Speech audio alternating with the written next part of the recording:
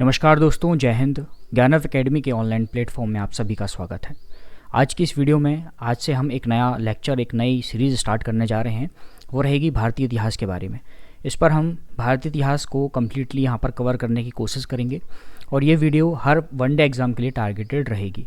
आज हम बात करेंगे प्राचीन भारत के बारे में। तो चलिए वीडियो को स्टार्ट करते हैं, लेक्चर को स्टार्ट करते हैं। सबसे पहले हम इतिहास का परिचय देखते हैं कि इतिहास क्या होता है। तो अतीत काल की घटनाओं की स्थिति की जानकारी देने वाले शास्त्र को, यानी कि इतिहास जो है एक विषय है, एक शास्त्र है जिसमें हम अतीत की घटनाओं के बारे में जानकारी लेते हैं। उसके बाद प्राचीन भारतीय इतिहास की विस्तृत सामग्री को समझने योग्य बनाने के लिए इतिहासकार कौन होते हैं? जो इतिहास को लिखते हैं वो इतिहासकार होते हैं। तो इतिहासकारों ने इसको समझने की दृष्टि से 3 भागों में डिवाइड किया है। पहला है प्राग ऐतिहासिक काल, ठीक है, दूसरा है आग ऐतिहासिक काल और तीसरा है ऐतिहासिक काल। इन तीनों में क्या डिफरेंस है वो हम डिटेल में आगे चर्चा करेंगे। सबसे पहले हम देखते हैं कि प्राग ऐतिहासिक काल क्या होता है। प्राग ऐतिहासिक काल यानी कि प्राक धन इतिहास से मिलकर बना है, यानी कि इस काल में पूर्णतः पुरातात्विक साधनों पर निर्भरता थी। यहाँ पर हमें जो साक्ष्य के रूप में प्राप्त होता है वो सारे पुरातात्विक साधन हैं, यानी कि पत्थर के औजार, हर चीज़ जो है वो पत्थर की होती थी यहाँ पर, ठीक है। इस काल का कोई लिखित साधन जो है वो उपलब्ध नहीं है, क्योंकि मानव का जीवन अपेक्षाकृत असभ्य और बर्बर था। यानी कि मानव जो था वो एक प्रकार का जो थे आदि मानव थे, ठीक है। तो आदि मानव अपना जीवन यापन जो है वो जंगलों में करते थे और जो पत्थर से अपनी सारी चीज़ें यहाँ पर बनाते थे, चाहे वो बर्तन हो या कोई भी औजार होता था, शिकार करने के लिए जो औजार बनाए जाते थे वो सारी चीज़ें पत्थरों से बनाए जाते थे।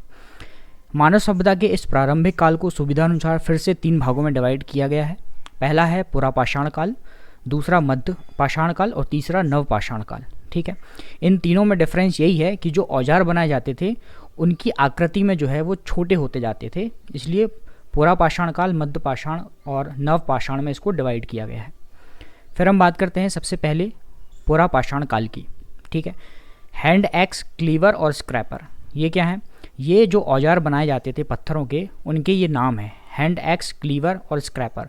आपने देखा होगा जो छेनी टाइप की होती है उसको हम क्लीवर कहते थे, ठीक है। तो ये आदि विशिष्ट उपकरण पर आधारित पुरापाषाणकालीन संस्कृति के अवशेष सोहन नदी घाटी, बेलन नदी घाटी और नर्मदा घाटी से प्राप्त हुए हैं।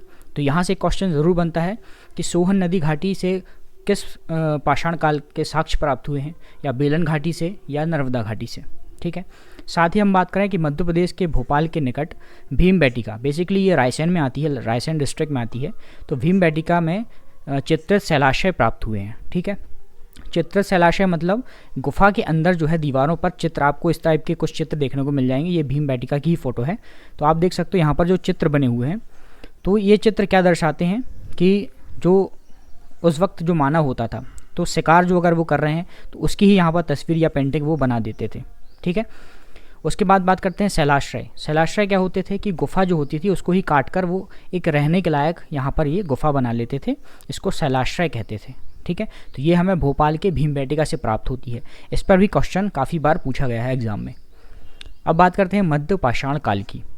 मध्य पाषाण काल में प्रयुक्त होने वाले उपकरण बहुत छोटे होते थे, ठीक है। इस आकार के कारण इसको माइक्रोलिथ कहा गया है। इस काल को भी माइक्रोलिथ कहते हैं, ठीक है। आप देख सकते हो ये जो है एक औजार है, ये इसका आकार आप देख सकते हो काफ़ी बड़ा है, ठीक है। उसके बाद टाइम के हिसाब से देखें तो ये औजार छोटे होते गए, ठीक है। तो बहुत छोटे औजार थे, क्यों? क्योंकि लोगों को एक से दूसरी जगह जाना पड़ता था तो वो अपने साथ औजार रख सकें, इसलिए इसका आकार जो है छोटा होता गया, ठीक है। मध्य प्रदेश के आदमगढ़ और राजस्थान के बागौर, ये 2 स्थान हैं जो काफ़ी ज़्यादा इंपॉर्टेंट है। तो आदमगढ़ और बागौर से पशुपालन के प्राचीनतम साक्ष्य प्राप्त हुए हैं। यहाँ से भी क्वेश्चन बनता है कि प्राचीनतम साक्ष्य यानी कि पशुपालन का सबसे प्राचीनतम साक्ष्य कहाँ से प्राप्त हुआ है। तो सबसे पहले आता है आदमगढ़ जो कि मध्य प्रदेश में है, और दूसरा राजस्थान का बागौर, ठीक है। उसके बाद इस काल में मानव के अस्थि पंजर यानी कि शारीरिक प्रारूप, अस्थि पंजर मतलब एक कंकाल, जो मानव का हड्डियों का एक कंकाल होता है, वो सबसे पहले कहाँ से प्राप्त हुआ है, उसका अवशेष जो है सबसे पहले कहाँ से प्राप्त हुआ है। तो ये उत्तर प्रदेश के प्रतापगढ़ में सरायनाहर और मेहदा, ये 2 स्थान बहुत ही महत्वपूर्ण है। यहाँ से हमें मानव के अस्थि पंजर प्राप्त हुए हैं। अब बात करते हैं नवपाषाण काल की। तो नवपाषाण युग के प्रथम प्रस्तर उपकरण उत्तर प्रदेश के टोंस नदी घाटी में सर्वप्रथम 1860 में प्राप्त हुए थे, ठीक है। उसके बाद नवपाषाणकालीन युगीन जो प्राचीनतम बस्ती है वो अभी जो पाकिस्तान है वर्तमान में, उसके बलूचिस्तान प्रांत के मेहरगढ़ से प्राप्त हुई है। ठीक है, यहाँ से कृषि के प्राचीनतम साक्ष्य प्राप्त हुए हैं।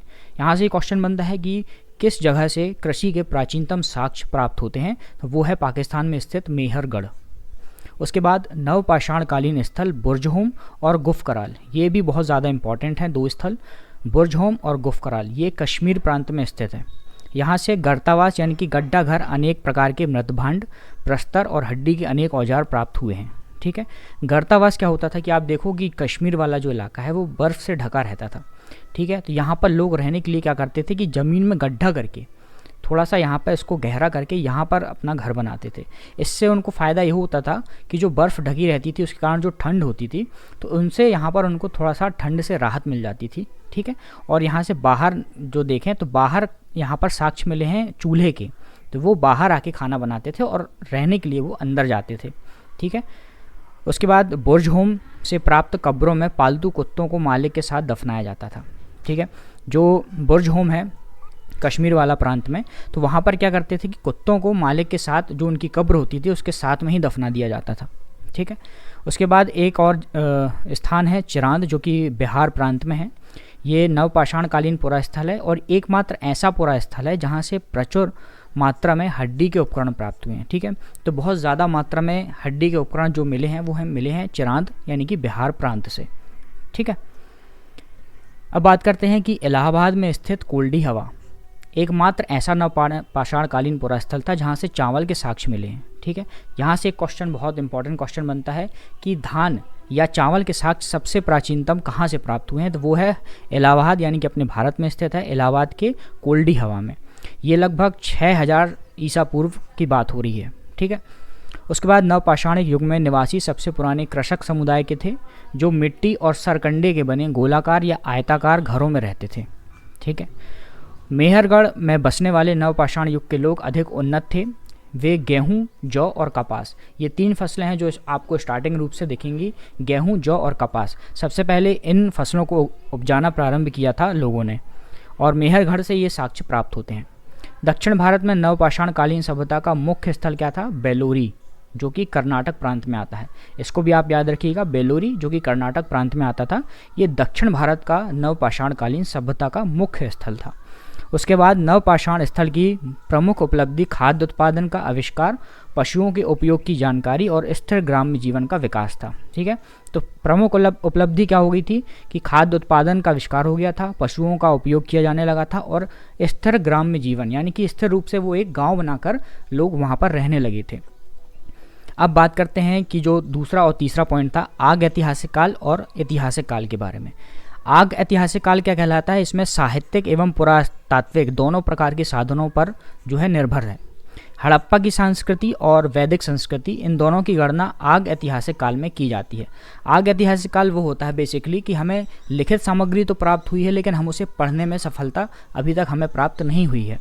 उसकी जो लिपि थी हम उसको नहीं समझ पाए हैं, उसे हम आग ऐतिहासिक काल कहते हैं। ठीक है, यहाँ पर एक देखो आप, गैरिक और कृष्ण लोहित मृतभांड संस्कृति भी आग ऐतिहासिक काल के अंतर्गत आती है।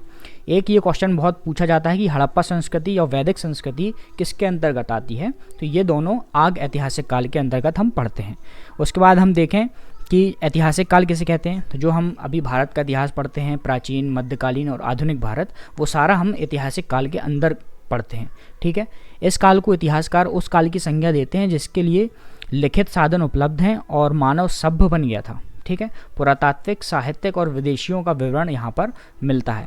ठीक है, तो जिसके बारे में हमें जानकारी पुरातात्विक साक्ष्य से भी मिल रही है, साहित्यिक साक्ष्य से भी मिल रही है और विदेशियों के वर्णन से भी प्राप्त हो रहा है।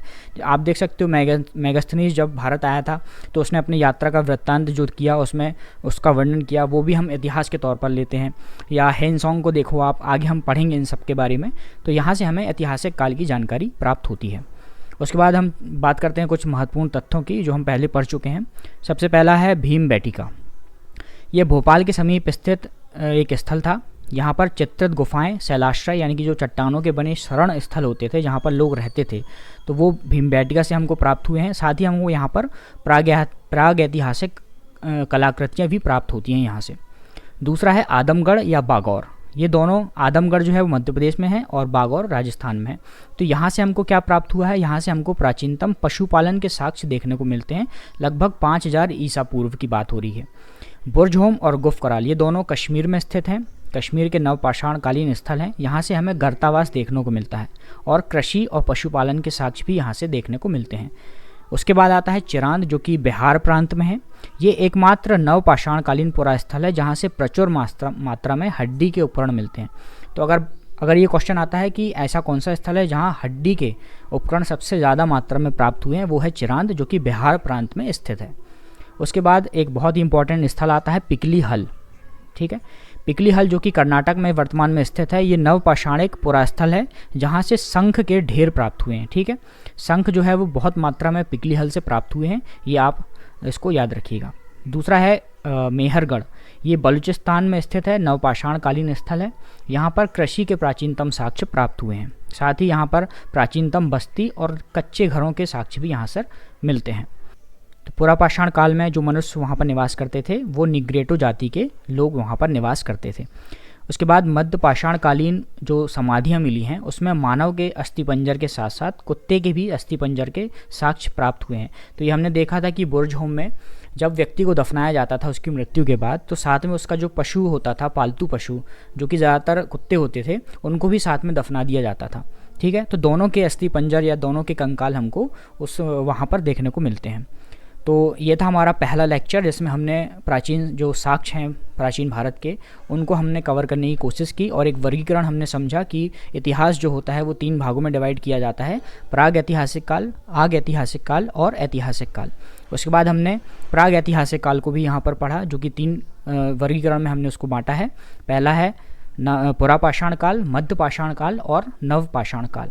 तो आज के लेक्चर में बस इतना ही, मिलते हैं अगले लेक्चर में। अगर आपको ये लेक्चर अच्छा लगा हो तो हमें कमेंट में ज़रूर बताइए और अपने दोस्तों के साथ ज़रूर शेयर करिए। और अगर आप इस वीडियो पर नए हैं तो चैनल को सब्सक्राइब ज़रूर करें। Thank you.